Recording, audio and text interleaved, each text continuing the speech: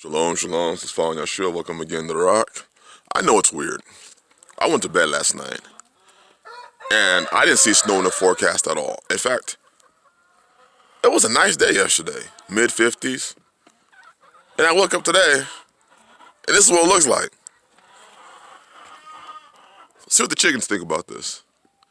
Most of them are in their coops. What do y'all think about this? They're even surprised. This is one of the things I do think about often is your ability to to make adjustments, but also to stay warm. I can only imagine what it'd be like if you were in a large city area, or where there's a reservation, or where there's a lot of homes and where you aren't able to heat up with wood, because we got our wood stoves going right now. And let's just say you're reliant on electricity to heat, and you can't use your electricity. Do you have the means to heat up your house, stay warm for a long period of time? What if it's a week? What if it's 2 weeks? What if it's a month? Who knows? Just things for you to think about.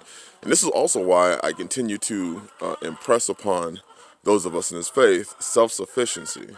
See, this snow hit, and for us, I was going to do some work on the vehicle today, changing the oxygen, the O2 sensors. But I'm going to have to pass on that one.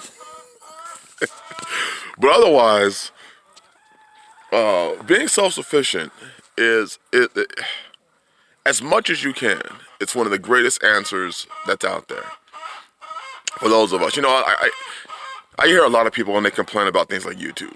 And sure, YouTube has its problems, but I am also extremely thankful for YouTube, because how many of us have used YouTube in one way or another to repair something? A lot of people complain about YouTube, but yet and still, here I am on YouTube, and here we are on YouTube, and a lot of people still use YouTube.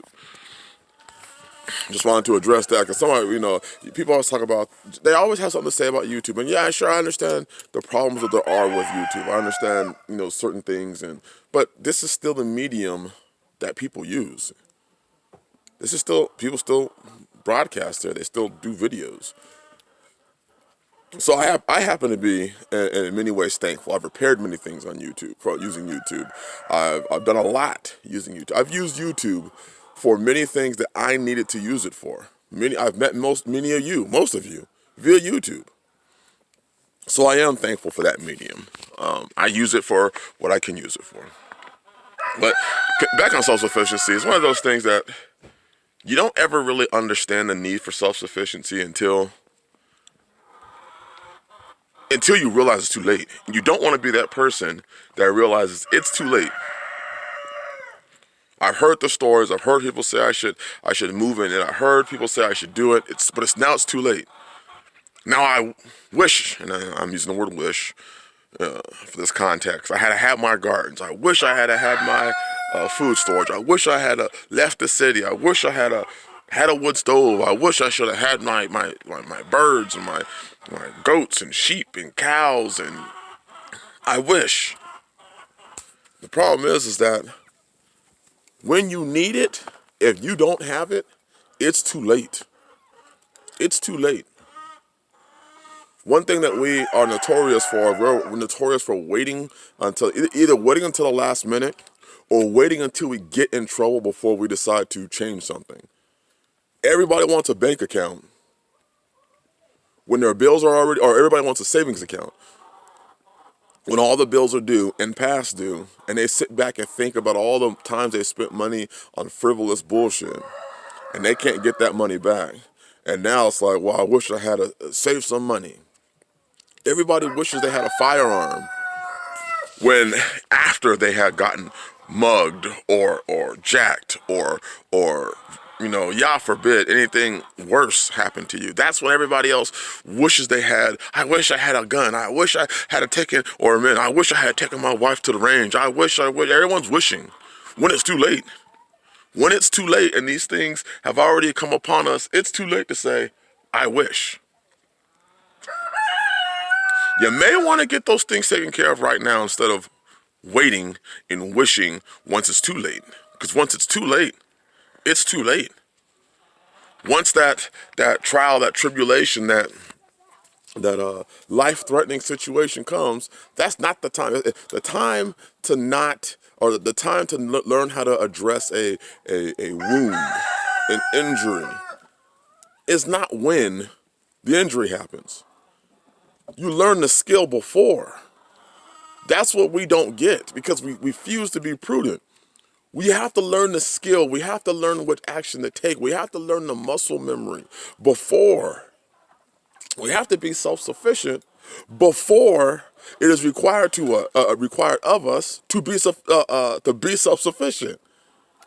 You don't want to be like the 5 foolish virgins. Now I want to get my oil. Now where do I go? Hey, give me some of your oil. Give me some of your oil. Because a lot of people are going to hear if we give you of our oil, we're not going to have enough for ourselves. A lot of people are going to hear that.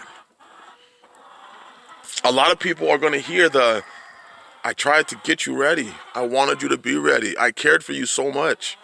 I wanted you and your house to be safe and successful, to make it through these times.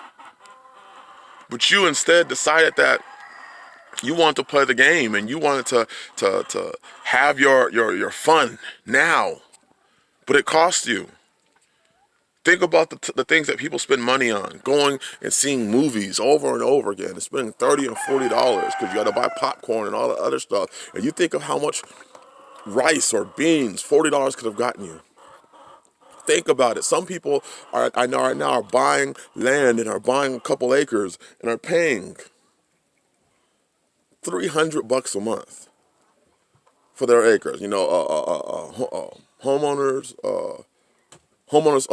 home financed, owner financed, paying $300 a month, and you decide that you want to go because you brothers want to impress this girl. You take her out on some expensive, okay, maybe I'm just cheap because I don't date and never dated really. You take her out on some expensive date that costs you $100. Well, that's just 1/3 of a month's payment that you could have used to get yourself out, to get yourself self-sufficient. I'm just saying.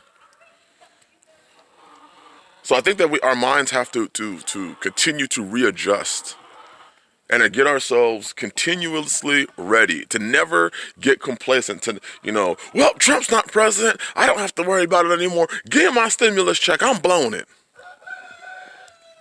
I'm going to go and buy this TV and that, and I sure want those rims for my car.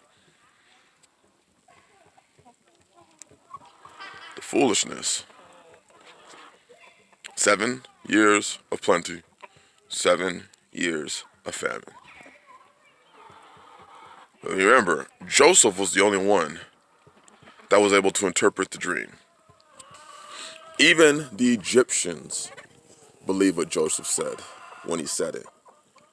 And now here we are, and we have many of Yah's people sounding the alarm, being the watchman, letting everybody know, get yourselves ready. Everything that we have been seeing is just, I talked about the snowball going downhill. Imagine that snowball keep going downhill, and it's getting bigger and bigger and bigger. And you're still in its path. Get out of its path. The prudent man foresees evil and hides himself. Hide yourself as much as you can. Hide yourself like Levi did. In the story of Jasher, when the Israelites went to pit Ham and Ramses to make some fast money, building those 2 cities for Egypt. And Levi sat in the outside and said, I'm not going in, because Levi knew what Pharaoh's plan was. And it was to enslave the Israelites. That was the whole plan. And he did it very cunningly and used money as the thing to draw them in. We have to use money, what we have, to get ourselves out. Bless y'all. Continue to work on that self-sufficiency. Continue to work on getting yourself out. Shalom.